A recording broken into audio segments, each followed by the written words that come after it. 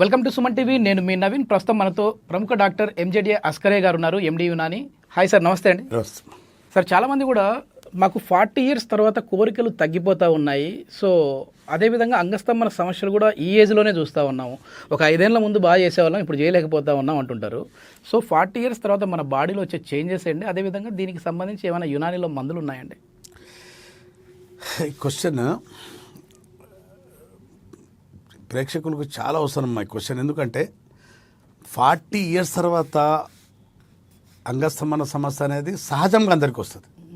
ఇది ఇప్పట్లో కాదు, పూర్వకాలంలో కూడా 40 తర్వాత కొంచెం 60-70 ఏళ్ళలో కూడా బాగా సెక్స్ ఇప్పుడు కూడా చేస్తారు. కానీ ఒకప్పుడు ఇప్పుడు స్త్రీలు ఉన్నారు కదండి, ఆడవాళ్ళు ఏంటంటే 13 years నుంచి 12-13 years పెద్దగా అవుతారు వాళ్ళు, మొట్లు స్టార్ట్ అవుతాయి. వాళ్ళకు 42 to 45 వరకు మొట్లు ఉంటాయి, మెన్సెస్ నెలసరి ఉంటుంది. 45 తర్వాత నెలసరి బంద్ అయిపోతుంది వాళ్ళకు. దానికి మీనోపాస్ పీరియడ్ అంటారు. ఒక మగాడికి ఒక్కసారి వీర్యం వెళ్ళడం మొదలైతే చచ్చే వరకు వీర్యం వెళ్తూనే ఉంటుంది, వాడికి ఆగదు. మగవాళ్ళలో ఒక ప్రాబ్లం ఏమొస్తుందంటే 45 తర్వాత అంగానికి స్తంభింపజేసే హార్మోన్స్ తగ్గుతాయి, దానికి ఆండ్రోపాజ్ అంటారు. ఒకప్పుడు ఆండ్రోపాజ్ అనేది 45 తర్వాత వచ్చేది. ఇప్పుడు లైఫ్ స్టైల్ బాగలేదు కాబట్టి ఆ టైం తగ్గి 40 years నుంచే మొదలవుతుంది. ఇప్పుడు కామ కోరికలు తగ్గుతున్నాయి, అంగంలో గట్టితనం, కాన్ఫిడెన్స్ తగ్గుతుంది, టైమింగ్ తగ్గుతుంది. ఎందుకు దీంట్లో అంటే లైఫ్ స్టైల్ అంటే లేటుగా పడుకోవటం, లేటుగా లేవటం, పొద్దున ఎండకు ఎక్స్పోజ్ కాకపోవటం, విటమిన్ డి డిఫిషియన్సీ, కొలెస్ట్రాల్ పెరిగిపోవటం, కొలెస్ట్రాల్ మందులు వాడుకోవటం వల్ల మగతనం తగ్గుతుంది. బాడీలో రక్తం చిక్కబడ్డా కూడా కామ కోరికలు అంగస్తంభన తగ్గుతాయి. విటమిన్ B12 తగ్గినా కూడా మన బాడీలో అంగస్తంభన తగ్గుతుంది. చాలా కారణాలు ఉన్నాయి ఇక్కడ, ఒక కారణం కాదు. లేట్ నైట్ పడుకుంటే బాడీలో హార్మోన్స్ ఉత్పత్తి కావు. మనం తొందర లేచి మనం ఎండకు ఎక్స్పోజ్ కాకపోతే విటమిన్ డి లేకపోవటం వల్ల బాడీలో నైట్రేట్స్ రాదు. అలాగే టెస్టోస్టెరాన్ ఉత్పత్తి అంత ఫాస్ట్గా ఉండదు, రావాల్సినంత టెస్టోస్టెరాన్ రావు. అప్పుడు మనకు లాస్ ఆఫ్ లిబిడో అంటే కామ కోరికలు తగ్గటం, స్ట్రెంత్ తగ్గటం, టైమింగ్ తగ్గటం ఇవన్నీ మొదలవుతాయి. నేను వాళ్ళకి చెప్పేది ఏంటంటే, ఇదిగాక వీళ్ళు పెళ్లి కాకముందు హస్తప్రయోగం చేస్తూనే ఉంటారు. పెళ్ళైన తర్వాత కూడా వీళ్ళు ఏం చేస్తారంటే, మా పేషెంట్ గురించి చెప్తున్నాను, చాలామంది వరకు, కొందరు చేయకపోవచ్చు, అందరి మీద చెప్పట్లేదు, కొందరు భార్య అత్తగారింటికి పోయినా కూడా హస్తప్రయోగం చేసుకుంటుంటాడు, కాన్పుకి వెళ్ళిన కూడా హస్తప్రయోగం చేసుకుంటూనే ఉంటాడు. ఈ అన్నిటి వల్ల ఏమవుతుంది, అంగం వైపు రక్త ప్రసరణ తగ్గడం, సెక్స్ హార్మోన్స్ తగ్గడం, కామకోరికలు తగ్గడం. అప్పుడు భయం వేసి మా దగ్గర వస్తారు, సార్ మొదట్లాగా నాకు స్ట్రెంత్ లేదు, గట్టితనం లేదు, ఆ సైజ్ కూడా లేదు, ఆ ఇష్టంలో కూడా లేదు. మా మిస్సెస్ సైజ్ తగ్గుతుంది, సైజ్ తగ్గుతుంది. మన ఇండియన్ సైజ్ ఏంటంటే 5.5 వరకు మన ఎవరేజ్ సైజు 5.5. కానీ ఒక ఏజ్ వచ్చిన తర్వాత, ఏజ్ పైన పడిన తర్వాత 0.5 సగం ఇంచ్ వరకు తగ్గొచ్చు. దానికి కారణాలు ఉన్నాయి. టెస్టోస్టెరాన్ హార్మోన్ తగ్గొచ్చు, సెల్యులార్ డీజనరేషన్ కావచ్చు, అంగం వైపు బ్లడ్ ఫ్లో తగ్గొచ్చు, ఏజ్ కూడా కావచ్చు, మరీ ఓల్డ్ ఏజ్ కూడా కావచ్చు. ఇవన్నీ కారణాలు ఉంటాయి. అతిగా హస్తప్రయోగం చేయడం వల్ల కూడా అంగం సైజ్ తగ్గొచ్చు, కారణాలు ఉన్నాయి. అయితే ఇప్పుడు అంగస్తంభన తగ్గటానికి ముఖ్య కారణాలు నన్ను అడిగితే, ప్రథమంగా అన్నిటికన్నా పైన చెప్పాలంటే హస్తప్రయోగమే. తర్వాత బీపీ, షుగర్, కొలెస్ట్రాల్, దానికోసం వాడే మందులు, దానికోసం వాడుతుంటారు కదా, ఆ మందుల వల్ల కూడా మగతనం తగ్గొచ్చు. కొన్ని డిప్రెషన్ మందుల మగతనం తగ్గొచ్చు. కొన్ని ఫిట్స్ కోసం వాడే మందుల ద్వారా కూడా అంగస్తంభన సమస్య రావచ్చు. కొందరికి స్టంట్ వేస్తారు, ఆ స్టంట్ వేస్తే దాంట్లో రక్త పలచబడడానికి, కొలెస్ట్రాల్ తగ్గడానికి ఇస్తారు. కొన్ని సందర్భాల్లో మంచి కొలెస్ట్రాల్ కూడా తగ్గుతుంది, HDL తగ్గినప్పుడు కూడా అలా అంగస్తంభన సమస్య రావచ్చు.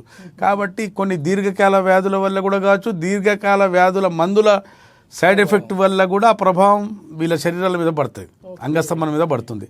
కాబట్టి తూచా తప్పకుండా డైలీ తొలి ఎండలో 1 గంట వాకింగ్, సాయంత్రం ఎక్సర్సైజ్, రాత్రి తొందర పడుకోవటం, మందు తాగపోవడం, సిగరెట్, ఈ జర్దా పాన్, కిల్లీలు, మందు, మరి ఇప్పుడు ఈ మధ్యకాలంలో హుక్కాలు ఎక్కువ వచ్చినాయి, అవి సేవించకపోవటమే ఉత్తమం, మన శ్రేయస్కరం, మన ఆరోగ్యానికి. ఇవన్నీ చేస్తే మాత్రం తిప్పలు తప్పవు. ఇప్పుడు మన దగ్గర మనకు కాలు లేకపోయినా, చెయ్యి లేకపోయినా, కన్ను లేకపోయినా మన పెళ్ళ మన దగ్గర ఉంటుంది. అంగంలో గట్టితనం స్తంభన, ఆమె కోరిక తీర్చే వరకు నీ గట్టితనం లేదనుకో, ఆమె ఉండదు. గొడవలు అవుతాయి, మనస్పర్ధాలు ఎక్కువైతే గొడవలు ఇల్లీగల్ అఫైర్స్ రావడం. చాలా ఉంటాయి. అందుకోసం నేను ఏమంటానంటే అన్నిటికన్నా ఇది బాగుండాలా, దీంతోనే సుట్టరికం.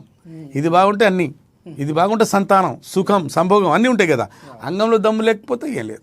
నేను ఎందుకు చెప్తున్నానంటే సెక్జువల్ హెల్త్ గురించి ఎవరు మాట్లాడరండి. మీరు మీ దగ్గరికి వచ్చే పేషెంట్లు చెప్తుంటారా ఓపెన్ గా, సార్ నాకు ఇది దీని వల్లనే భార్య భర్తల మధ్య డిస్ప్యూట్స్ వస్తూ ఉన్నాయి. ఇప్పుడు జనరల్ హెల్త్ గురించి మాట్లాడతారు.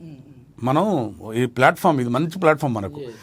మనం పొద్దున్న లేస్తే టీత్ హెల్త్, మన చెవుల గురించి, కళ్ళ గురించి, కళ్ళు ఇలా కాపాడుకోవాలి అని ఇవే మాట్లాడుకుంటాం. అంగము పెళ్ళైన తర్వాత నుంచి మనం చచ్చే వరకు ఇది యూజ్ చేస్తూనే ఉంటాం. దీని గురించి ఎప్పుడు మాట్లాడుకోం. దీని గురించి సమస్యలు ఎక్కువ ఉన్నాయి. ఇప్పుడు అక్రమ సంబంధాలు పోయినా దీని గురించే, భార్య లేచిపోయినా దీని గురించే, అంతే కదా.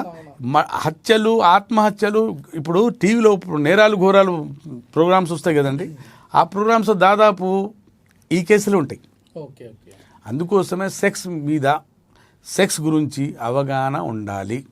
ఒక మగాడు ఆరోగ్యంగా ఉండి పెనైల్ హెల్త్, అంగం హెల్త్ ఎలా ఉండాలి, అంగం ఆరోగ్యంగా ఉంటే సెక్జువల్ హెల్త్ అంటే సెక్జువల్ లైఫ్ బాగుంటుంది. అంగం అనారోగ్యానికి గురి అయింది అనుకోండి, అన్హెల్తీ పెనిస్తుంది అనుకోండి, మీ దాంపత్య జీవితం దొబ్బినట్టే. మనం రాత్రి సక్సెస్, బెడ్ మీద సక్సెస్ అయితే మన సామాజిక జీవితం, ఆర్థిక జీవితం బాగుంటుంది పగలపూట.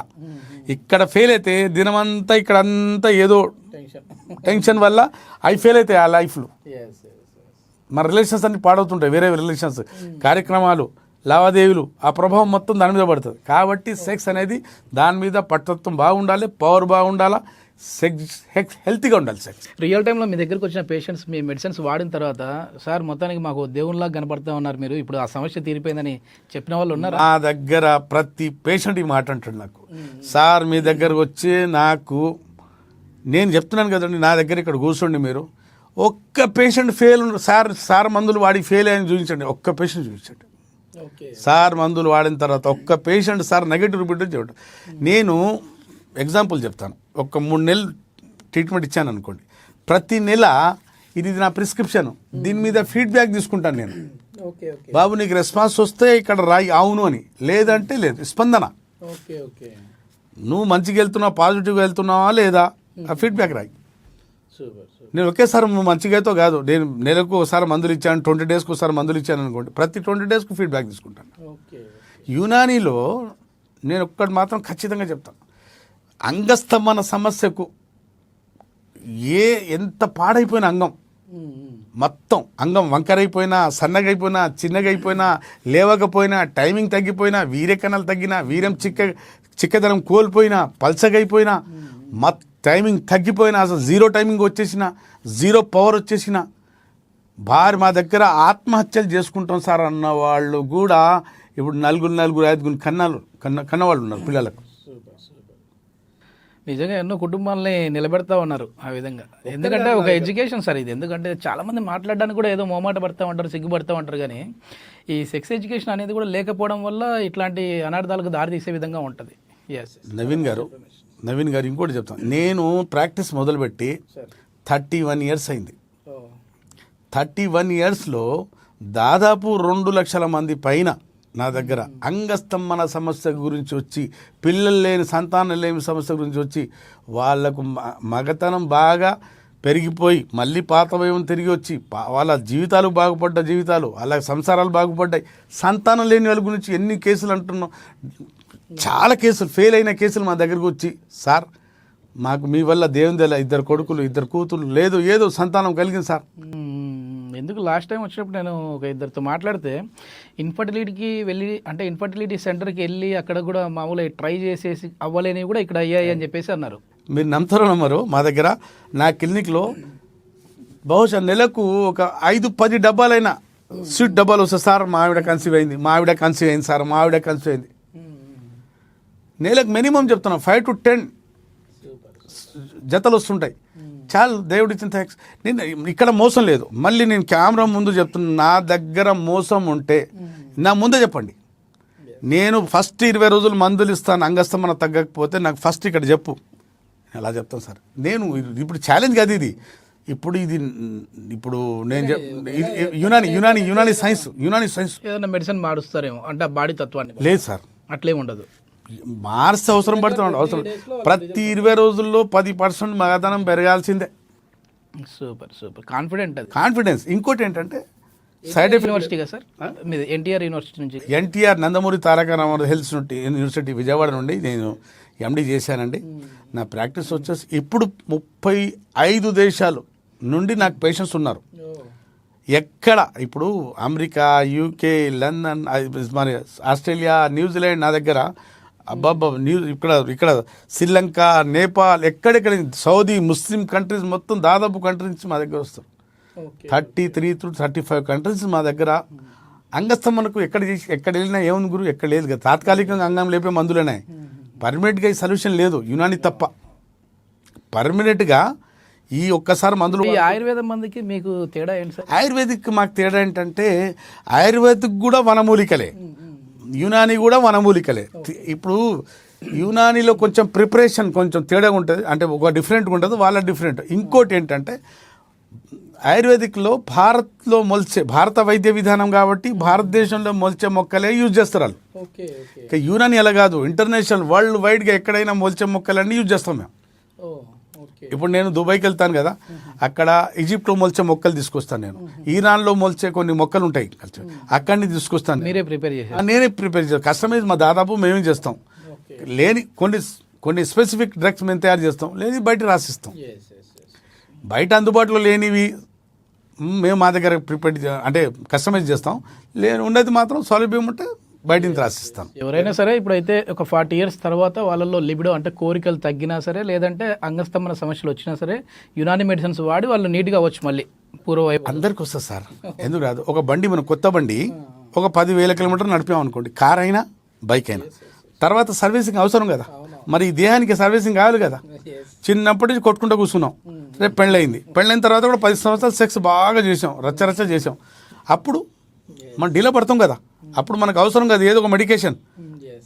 అది కూడా మెడికేషన్ తాత్కాలికం కాదు, పర్మనెంట్గా సమస్యతో బయటపడే మెడిసిన్ కావాలి కదా. అట్లాంటి మెడిసిన్, ఔషధి యునానిలో ఉంది. మొత్తానికి మంచి ఎగ్జాంపుల్ చెప్పారు. సర్వీస్ అవసరం మన బాడీకి కూడా, ఈ దేహానికి అవసరం, ప్రతి దానికి అవసరం. ఇప్పుడు మనకు దాహం వేస్తే నీళ్ళు కావాలి కదా, అది ఆకలిస్తే అన్నం కావాలి కదా, అది కూడా ఏమైనా బీమారి వస్తే మెడికేషన్ కావాలి కదా, ప్రతి దానికి అవసరం. కాబట్టి నేను ప్రేక్షకులకు చెప్పేది ఒకటే, మీలో అంగస్తంభన సమస్య ఎందువల్ల వచ్చినా, అంటే నేను ఎవరికి అడగను హస్తప్రయోగం ఎందుకు చేశాను అడగను, మీరు భూత సినిమాలు ఎందుకు చూసారు, నీలి చిత్రాలు ఎవరు చూసాను ఎందుకు అడగను, అది వ్యక్తిగత వ్యవహారాలు. లేదు, మీకు సమస్య వచ్చిందంటే సంప్రదించండి, శాశ్వతంగా బయటపడవచ్చు. ఇంకోటి, అంగం సైజు పెద్దగా ఉండి చిన్నగా అయిపోయిన సైజు మళ్ళీ పెద్దగా అవుతుంది, లేని సైజు పెద్దగా కాదు. ఓకే. లేని సైజు పెద్దగా కాదు, పెద్దగా ఉండే అంగం చిన్నగా అయిపోతే హస్తప్రయోగం వల్ల అది మళ్ళీ నార్మల్ సైజు పుంజుకుంటుంది.